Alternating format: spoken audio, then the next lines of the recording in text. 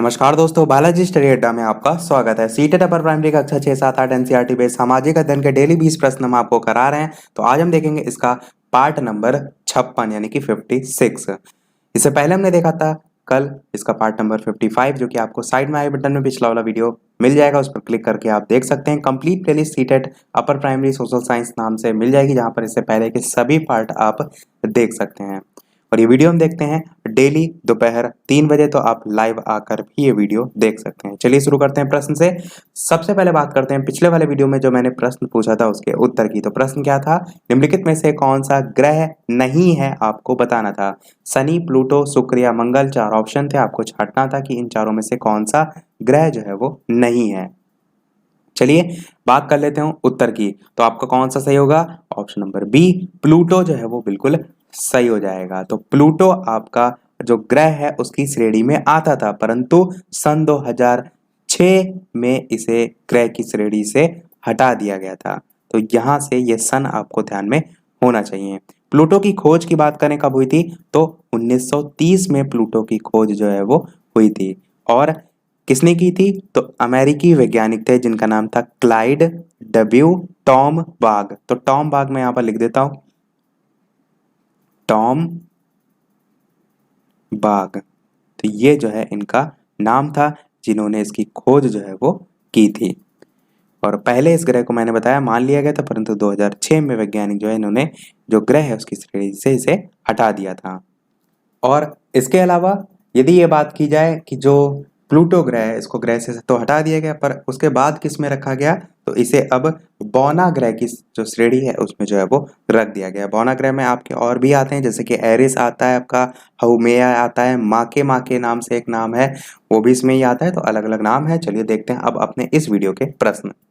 तो सबसे पहला प्रश्न है आपका कि अरावली श्रेणियों की अनुमानित आयु जो है वो है 370 मिलियन वर्ष, 470 मिलियन वर्ष, 570 मिलियन वर्ष या 670 मिलियन वर्ष। आपको बताना है कि इन चारों में से कौन सा जो है वो सही होगा।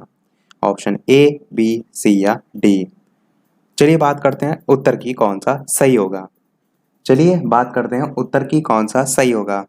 तो यहाँ पर आपका ऑप्शन नंबर ए 370 मिलियन वर्ष जो है वो सही हो जाएगा। थोड़ा सा बात करते हैं अरावली जो श्रेणी है इसके बारे में। तो अरावली श्रेणी की बात करें तो प्रायद्वीपीय भारत जो है उसके उत्तर पश्चिम जो भाग है उसमें स्थित है आपकी अरावली श्रेणी, और विश्व के प्राचीनतम वलित पर्वतों में से एक जो है इसे गिना जाता है। ऊंचाई की यदि बात करें तो इसकी ऊंचाई जो है वो 300 से 900 मीटर तक जो है वो होती है। और इसका सर्वोच्च यदि शिखर आपसे पूछा जाए तो माउंट आबू का गुरु शिखर, माउंट आबू का गुरु शिखर, ये ध्यान रखिएगा क्योंकि यहाँ से प्रश्न पूछे जाते हैं कि इसका सबसे ऊंचा जो है वो शिखर कौन सा है। तो माउंट आबू जो है उसका गुरु शिखर जो है वो 1722 मीटर ऊंचा है। ये 1722 यानी कि 1722 मीटर ऊंचा है। तो ये सारी चीजें इसके बारे में हो गई।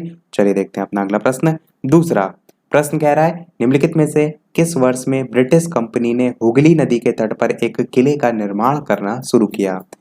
1659, 1669, 1696 या 1698। 4 ऑप्शन है, बताना है आपको कौन सा सही होगा। चलिए बात कर लेते हैं उत्तर की। तो आपका ऑप्शन नंबर सी 1696 जो है आपका सही हो जाएगा। तो 1696 में ब्रिटिश कंपनी ने हुगली नदी के तट पर एक किले का निर्माण जो है वो शुरू किया था। अगला प्रश्न देखते हैं तीसरा। ब्लैक होल अंतरिक्ष में एक पिंड है जो किसी प्रकार के विकिरण को बाहर नहीं आने देता है। इस गुण का जो है वो कारण है इसका बहुत छोटा आकार, बहुत बड़ा आकार, बहुत उच्च घनत्व या बहुत अल्प घनत्व। आपके पास 4 ऑप्शन है, बताना है आपको इन चारों में से कौन सा सही होगा। चलिए बात कर लेते हैं उत्तर की। तो आपका ऑप्शन नंबर सी बिल्कुल सही हो जाएगा, यानी कि बहुत उच्च घनत्व जो है आपका ऑप्शन सी जो है वो सही हो जाएगा। तो इस गुण का जो कारण है यही जो है वो हो जाएगा। अगला प्रश्न देखते हैं चौथा। निम्नलिखित में से किसने अशोक के शिलालेखों का अर्थ स्पष्ट किया था? जेम्स प्रिंसेप ने, आर.एम. व्हीलर ने, बी.वी. लाल ने या दयाराम साहनी ने। 4 ऑप्शन है, आपको बताना है कि इन चारों में से कौन सा सही होगा। चलिए बात करते हैं उत्तर की कि इन चारों में से कौन सा सही होगा।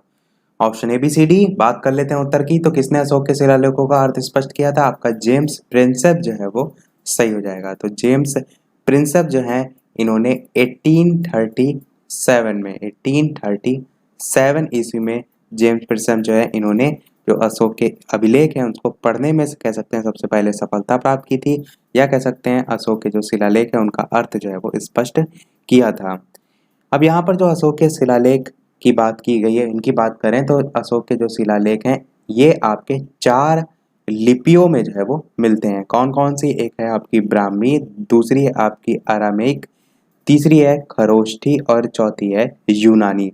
तो ये 4 लिपियों में जो है अशोक के जो अभिलेख हैं वो मिलते हैं। और वर्तमान में यदि अभी तक बात करें तो ऐसा बताया जाता है कि अशोक के लगभग 40 अभिलेख जो है वो प्राप्त किए जा चुके हैं।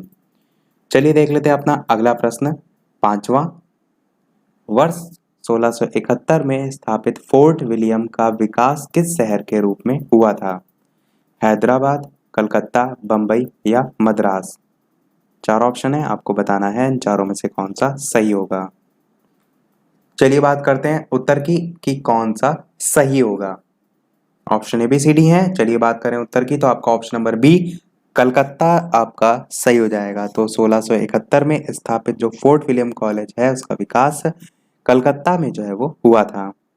और जो कोलकाता में स्थित ये आपका फोर्ट विलियम कॉलेज है, इसकी यदि बात करें तो ये जो प्राच्य विद्याएं थी, भाषाएं थी, उनके अध्ययन का जो है वो प्रमुख केंद्र था। और यहाँ पर प्रश्न में 1671 लिखा हुआ है, परंतु यदि बात करें फोर्ट विलियम कॉलेज की, तो फोर्ट विलियम कॉलेज जो है उसकी स्थापना हुई थी सन 1800 में। और किसने की थी? तो तत्कालीन जो गवर्नर जनरल थे जिनका नाम था लॉर्ड वेलेजली। लॉर्ड वेलेजली ने जो है वो फोर्ट विलियम कॉलेज की स्थापना की थी सन 1800 में, और जुलाई जो है वो मंथ था, 10 जुलाई सन 1800 जो है आपका हो जाएगा। और ये जो संस्था थी फोर्ट विलियम कॉलेज, इसमें संस्कृत, अरबी, फारसी, बांग्ला, हिंदी, उर्दू, बहुत सी ऐसी हजारों पुस्तकें थी जिनका अनुवाद भी जो है वो हुआ था। एक चीज यहाँ पर ध्यान दीजिएगा अवश्य कि जो मैंने आपको बताया ये फोर्ट विलियम कॉलेज बताया, परंतु प्रश्न में जो पूछा गया वो केवल और केवल फोर्ट विलियम पूछा गया है। तो ये जो सन 1800 लॉर्ड वेलेजली ये बताए सभी फोर्ट विलियम कॉलेज के संबंध में मैंने आपको बताया है, जबकि केवल फोर्ट विलियम को लेकर यहाँ पर प्रश्न जो है वो पूछा गया। और फोर्ट विलियम आपका एक किला भी था, तो यहाँ पर उसके संबंध में भी आप जो है वो कह सकते हैं। देखते हैं अपना अगला प्रश्न, 6ठा। निम्नलिखित विकल्पों में से कौन सा विकल्प उस अधिकार से संबंधित है जो जनता द्वारा सरकार को शासन करने के लिए दिया गया है? वैधता का अधिकार, स्वतंत्र इच्छा, मौन सहमति या सामाजिक अनुबंध? 4 ऑप्शन है, बताना है आपको इन चारों में से कौन सा सही होगा। ऑप्शन ए, बी, सी या डी। चलिए बात करते हैं उत्तर की, तो आपका ऑप्शन नंबर ए वैधता का अधिकार सही हो जाएगा। तो राजनीति विज्ञान में वैधता शासन या कानून की एक शक्ति है जिसे आप कह सकते हैं जनता की स्वीकृति जो है वो प्राप्त है। तो आपका ऑप्शन ए सही हो जाएगा। देखते हैं अपना अगला प्रश्न, 7वां।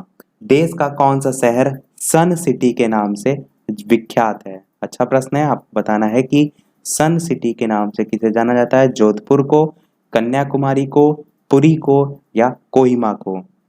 4 ऑप्शन है, आपको बताना है कौन सा सही होगा। इसके अलावा वीडियो पसंद आए तो वीडियो को लाइक भी अवश्य कर दीजिएगा ताकि इसी प्रकार अच्छे अच्छे प्रश्न हम आपको प्रैक्टिस जो है वो कराते रहें। चलिए बात करते हैं उत्तर की, तो यहाँ पर आपका ऑप्शन नंबर ए जोधपुर जो है वो बिल्कुल सही हो जाएगा। तो जोधपुर को जो है वो सन सिटी के नाम से जाना जाता है। चलिए देखते हैं अपना अगला प्रश्न, 8वां। अगला प्रश्न है कि बायोगैस है टिकाऊ है, महंगी है, अनवीकरणीय है या नवीकरणीय है? 4 ऑप्शन है, आपको बताना है कि बायोगैस जो कि आपका ऊर्जा संसाधन का एक प्रकार है वो आपका किसमें से जो है वो आएगा। चलिए बात करते हैं उत्तर की कौन सा सही होगा। तो आपका ऑप्शन नंबर डी नवीकरणीय स्रोत जो है वो सही हो जाएगा।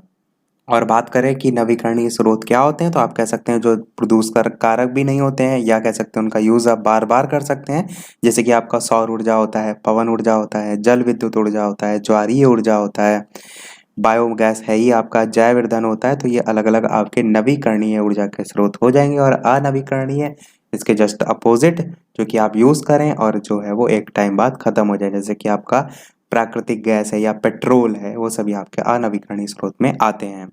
देखते हैं अपना अगला प्रश्न 9वां, विश्व का एकमात्र देश कौन सा है जहां महिलाओं के लिए सैन्य सेवा अनिवार्य है? उत्तरी कोरिया, चीन, पराग या इजराइल। 4 ऑप्शन है, आपको बताना है कि इन चारों में से कौन सा सही होगा। चलिए बात करते हैं उत्तर की, इन चारों में से कौन सा सही होगा। ऑप्शन ए, बी, सी या डी। तो आपका ऑप्शन डी इजराइल जो है वो बिल्कुल सही हो जाएगा। यहाँ पर कहने का मतलब क्या है, विश्व का एकमात्र ऐसा देश जहां महिलाओं के लिए सैन्य सेवा अनिवार्य है, यानी कि उन्हें अपने जीवन का जो वर्ष है जो वहां पर निश्चित किया गया है वो सैन्य सेवा में देना पड़ता है।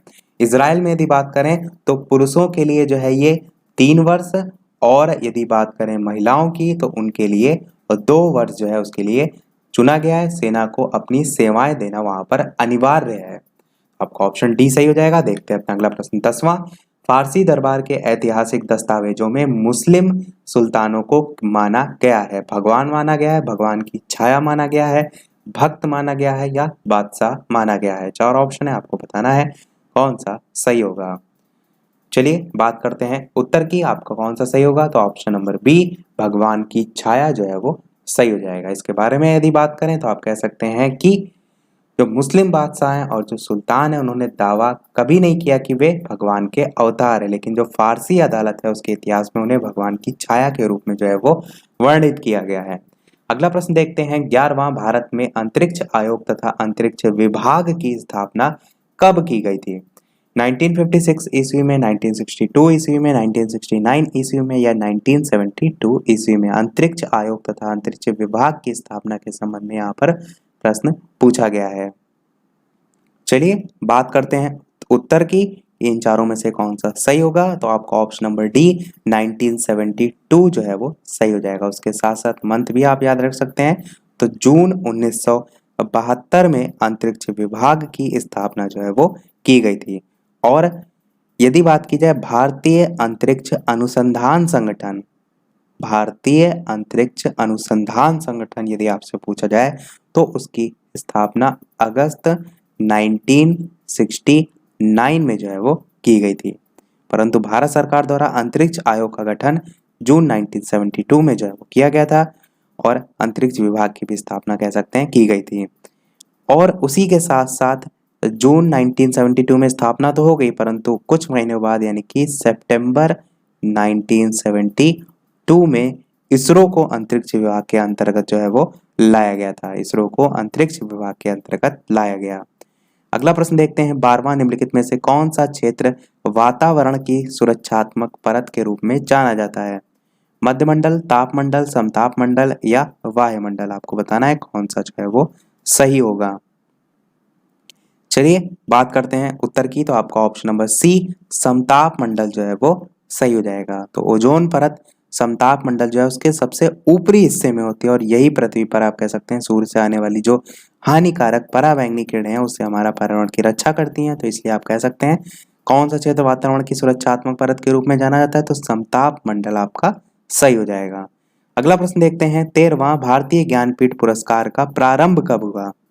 1947 ईस्वी में, 1950 ईस्वी में, 1952 ईस्वी में या 1965 ईस्वी में? आपको बताना है कौन सा सही होगा। चलिए बात कर लेते हैं उत्तर की कि भारतीय ज्ञानपीठ पुरस्कार का प्रारंभ कब से हुआ था। तो आपका ऑप्शन नंबर डी 1965 ईस्वी जो है वो सही हो जाएगा। अब इसके बारे में थोड़ी बहुत जानकारी आपको ये होनी चाहिए कि जब 1965 में इसे स्टार्ट किया गया था तब इसमें प्रदान की जाने वाली जो राशि थी वो 1 लाख रुपए थी। अब धीरे धीरे जैसा कि समय बढ़ता है पैसे की वैल्यू बढ़ती है, तो ऐसे बढ़ाते बढ़ाते सन 2005 में, कब? सन 2005 में बढ़ाकर इसे 7 लाख जो है वो कर दिया गया। पहले कितनी थी? 1 लाख, फिर 2005 में कितना कर दिया गया? 7 लाख। फिर क्या हुआ? धीरे धीरे और समय बढ़ा और बढ़ते बढ़ते बढ़ते बढ़ते जो कि आप कह सकते हैं कि वर्तमान में 11 लाख रुपए जो है वो हो गई है। एक बार मैं फिर से रिपीट करता हूँ सारी चीजें कि जब 1965 में भारतीय ज्ञानपीठ पुरस्कार प्रारंभ हुआ तब ये राशि 1 लाख रुपए थी। 2005 में इसे बढ़ाकर 7 लाख कर दिया गया और वर्तमान में यदि बात करें तो ये राशि 11 लाख रुपए प्रदान की जाती है। एक प्रश्न और ये भी पूछा जाता है कि प्रथम भारतीय ज्ञानपीठ पुरस्कार किसे प्रदान किया गया था? तो मलयालम लेखक थे जिनका नाम था जी शंकर कुरूप। तो ये जो है इनका नाम था, जो आपको एकदम रटा होना चाहिए। जैसे कि प्रथम ज्ञानपीठ पुरस्कार या प्रथम कोई भी पुरस्कार है पूछा जरूर जाता है, तो इनको जो है वो पहला पुरस्कार मिला था। ये जो है वो मलयालम लेखक थे। और बात करें कब मिला था, तो आप इसके पहले पुरस्कार से इसे याद रख सकते हैं, जो कि आपका 1965 से जो है वो स्टार्ट हुआ था। तो कह सकते हैं 1965 आपका हो जाएगा। देखते हैं अपना अगला प्रश्न 14। डोल ड्रम है, 4 ऑप्शन है, आपको बताना है इन चारों में से कौन सा सही होगा। तो 4 ऑप्शन दे रखे हैं, आपको बताना है कि इन चारों में से कौन सा सही होगा। मैं ऑप्शन नहीं पढ़ूंगा, डायरेक्ट उत्तर जो है वो उसकी बात करेंगे। 5 सेकंड का समय है आपके पास और आपको बताना है इन चारों में से कौन सा सही होगा। चलिए अब बात कर लेते हैं उत्तर की। तो आपका ऑप्शन नंबर डी बिल्कुल सही होगा कि एक शांत और परिवर्तनशील वायु की भूमध्य रेखीय पेटी जो 5 डिग्री 5 मिनट और 5 डिग्री एन अक्षांशों के बीच भूमध्य रेखा पर स्थित है। यहाँ पर जो 5 लिखा हुआ है एक्चुअल में ये एस लिखा हुआ है, इस चीज का थोड़ा सा ध्यान रखिएगा। ये आपका एस लिखा है, एस मतलब साउथ और एन मतलब नॉर्थ। तो ये उसकी स्थिति को लेकर यहाँ पर लिखा गया है। तो 5 डिग्री साउथ से लेकर 5 डिग्री नॉर्थ अक्षांशों के बीच भूमध्य रेखा पर स्थित है। तो ये आपका डोलड्रम जो है वो सही हो जाएगा। देखते हैं अपना अगला प्रश्न 15। निम्नलिखित में से कौन संयुक्त राष्ट्र की आधिकारिक भाषा नहीं है? आपको बताना है जापानी, स्पेनिश, फ्रेंच या अंग्रेजी। आपको बताना है कि कौन सी आधिकारिक भाषा जो है वो संयुक्त राष्ट्र की जो है वो नहीं है। चलिए बात करते हैं उत्तर की कौन सा सही होगा। तो आपका ऑप्शन ए जापानी जो है यहाँ की भाषा जो है वो नहीं है। और सामान्य तौर पर संयुक्त राष्ट्र संघ में कार्य करने की जो भाषाएं हैं वो 2 हैं। कौन कौन सी? एक तो आपकी अंग्रेजी है, दूसरी आपकी फ्रेंच है। परंतु इसके अतिरिक्त वहां पर चीनी, अरबी, स्पेनिश, रूसी ये सभी भाषाएं भी जो है वो मान्य है, परंतु जापानी जो है वहां पर नहीं है। अगला प्रश्न देखते हैं 16। निम्नलिखित में से कौन सा प्रश्न एक शिक्षक द्वारा पूछे प्रश्नों में से मुक्त अंत वाला प्रश्न है? 4 प्रश्न है यहाँ पर। धनिक तंत्र क्या है? दुनिया की सबसे लंबी पर्वत श्रृंखला कौन सी है? पुराने समय में महिलाओं की स्थिति पर टिप्पणी करें और प्रदूषण के स्तर को नियंत्रित करने में सरकार द्वारा उठाए गए 2 कदम बताएं। आपको बताना क्या है? मुक्त अंत वाला जो है वो यहाँ पर प्रश्न जो है वो कौन सा है। और यहाँ पर जो मुक्त अंत वाला प्रश्न है, जो यहाँ पर नहीं जानते उनको थोड़ा सा मैं यहाँ पर एक्सप्लेन कर देता हूँ। मुक्त अंत वाले प्रश्न में मैंने जैसे कोई भी आपसे प्रश्न पूछा तो आप उसका जो आंसर देंगे वो प्रत्येक व्यक्ति का अलग अलग हो सकता है, परंतु एक मुक्तबद्ध प्रश्न होते हैं उनमें क्या होता है, उनमें पर्टिकुलर आप आंसर देंगे जो भी उस प्रश्न का उत्तर है। जैसे कि मैं वर्तमान में प्रधानमंत्री पूछूं तो सभी लोग एक उत्तर देंगे, तो वो आपका बंद अंत वाले जो है प्रश्न उसमें आते हैं। परंतु मुक्त अंत में क्या होगा, जैसे मैं आपसे कहूं कि इस समय जो भ्रष्टाचार है उसकी स्थिति क्या है, तो सभी लोग अपने अपने व्यू अलग अलग रखेंगे, वो आपका मुक्त अंत में आएगा। ऑप्शन को देखते हैं, जैसे कि धनिक तंत्र क्या है, तो धनिक तंत्र क्या है पर्टिकुलर जो इसकी डेफिनेशन होगी वही सभी लोग बताएंगे, तो ये अलग अलग नहीं होगा सबका। दूसरा कह रहा है दुनिया की सबसे लंबी पर्वत श्रृंखला कौन सी है, तो एक पर्टिकुलर आंसर होगा। इसी प्रकार डी वाला ऑप्शन देखिए तो प्रदूषण के स्तर को नियंत्रित करने में सरकार द्वारा उठाए गए 2 कदम, तो जो सरकार ने किया होगा वही पर्टिकुलर सब बताएंगे, तो ये भी आपका नहीं आएगा। आपका ऑप्शन सी यहाँ पर बिल्कुल सही हो जाएगा, जिसमें सभी के अपने अलग अलग व्यूज होंगे कि पुराने समय में महिलाओं की स्थिति पर टिप्पणी करें। तो कोई कुछ बताएगा, कोई कुछ बताएगा, यानी कि मुक्त अंत वाले प्रश्न हो जाएंगे। अगला प्रश्न देखते हैं 17। प्रथम बौद्ध संगीति का आयोजन जो है वो कहाँ हुआ था? कुंडलवन, कश्मीर में, पाटलिपुत्र, सप्तपर्णी गुफा राजगृह में या वैशाली में। आपको बताना है इन चारों में से कौन सा सही होगा। चलिए बात करते हैं उत्तर की कौन सा सही होगा। तो प्रथम बौद्ध संगीति का आयोजन कहाँ हुआ था? आपका ऑप्शन नंबर सी सप्तपर्णी गुफा राजगृह जो है वो सही हो जाएगा। कब हुआ था? तो 1483 ईसा पूर्व में जो है हुआ था राजगृह। और आधुनिक नाम राजगृह का क्या है? तो राजगिरी है इसका आधुनिक नाम। क्या नाम है इसका? राजगिरी, ये जो है इसका आधुनिक नाम है। तो बिहार की सप्तपर्णी जो गुफा थी उसमें जो है किया गया था प्रथम बौद्ध संगीति। देखते हैं अपना अगला प्रश्न 18। प्रश्न है आपका अगला 18 की ब्लूम का वर्गीकरण किसमें सुधार के लिए विकसित किया गया था? सोचने, सुनने, बोलने या लिखने। 4 ऑप्शन है, आपको बताना है इन चारों में से कौन सा सही होगा। ब्लूम का वर्गीकरण किसमें सुधार के लिए विकसित किया गया था? बात करते हैं उत्तर की, तो आपका सोचने जो है वो बिल्कुल सही हो जाएगा। तो शिक्षण का जो केंद्र बिंदु था, छात्रों की जो सोच है उसका विकास होना चाहिए, ऐसा इनके अनुसार जो है वो बताया गया था। और जो ब्लूम वर्गीकरण है उसमें कह सकते हैं सोचने में सुधार के लिए विकसित जो है वो किया गया था। देखते हैं अपना अगला और इस वीडियो का लास्ट प्रश्न, और इस प्रश्न के बाद एक प्रश्न हम आपसे भी पूछेंगे। जैसे कि सभी वीडियो में हम आपसे एक ना एक प्रश्न पूछते हैं। इसके अलावा वीडियो आपको थोड़ा भी पसंद आया हो तो वीडियो को लाइक अवश्य कर दीजिएगा, ताकि मुझे भी मोटिवेशन मिलता रहे, मैं आपको इसी प्रकार अच्छे अच्छे प्रश्न डेली प्रैक्टिस कराता रहूँ। चैनल पर नए आए हो तो सब्सक्राइब भी अवश्य कीजिएगा, बेल आइकन भी प्रेस कर लीजिएगा ताकि नोटिफिकेशन भी मिलते रहें। और टेलीग्राम चैनल से आप नहीं ऐड हैं तो डिस्क्रिप्शन में आपको लिंक मिल जाएगी और सर्च करके भी आप ऐड हो सकते हैं। देखते हैं अपना प्रश्न। संशोधित ब्लूम के वर्गीकरण में ज्ञान कौशल का क्या मतलब है? जानकारी का स्मरण करना, विचारों को एकीकृत करना, मूल्यों के बारे में निर्णय लेना या निर्णय करना, या सामग्री या अवधारणाओं को भागों में बांटना। आपके पास 4 ऑप्शन है, बताना है आपको कि इन चारों में से कौन सा सही होगा। ऑप्शन ए, बी, सी या डी। चलिए बात कर लेते हैं उत्तर की कौन सा सही होगा। तो आपका ऑप्शन नंबर ए बिल्कुल सही होगा, यानी कि जानकारी जो है उसका स्मरण करना। जो ब्लूम है उसके संशोधित वर्गीकरण की यदि बात करें तो उसमें ज्ञान कौशल का अर्थ है जानकारी का स्मरण करना। इसमें तथ्यों, परिभाषाओं आदि का स्मरण जो है वो किया जाता है। चलिए देख लेते हैं अब अपना वो प्रश्न। जैसे कि सभी वीडियो में हम आपसे एक ना एक प्रश्न पूछते हैं, इस वीडियो का आपके लिए प्रश्न ये है कि the voice of the heart किसकी आत्मकथा है? 4 ऑप्शन है। यहां पर एक चीज ध्यान रखिएगा, ये हार्ट नहीं, ये हार्ट होगा। The voice of the heart, दिल की धड़कन की यहाँ पर बात की जा रही। तो 4 ऑप्शन है। आशा भोसले, मृणालिनी साराभाई, MS सुब्बुलक्ष्मी या Lata Mangeshkar. Option A B C D 4 option है। इन चारों में से कौन सा सही होगा? अपना उत्तर वीडियो के मेन कमेंट में टाइप करके अवश्य बताइएगा। The voice of the heart किसकी आत्मकथा है? आंसर हम देखेंगे इसके नेक्स्ट पार्ट में इसी समय दोपहर 3 बजे। तो सभी लोग लाइव आ जाइएगा। इसी के साथ हमारे आज का पार्ट समाप्त होता है। आज के वीडियो में इतना ही। वीडियो पसंद आया हो तो लाइक अवश्य कीजिएगा, नए हैं चैनल पर सब्सक्राइब जरूर कीजिएगा। चलिए मिलते हैं अगले वीडियो में नए टॉपिक के साथ। तब तक के लिए नमस्कार। Thank you for watching.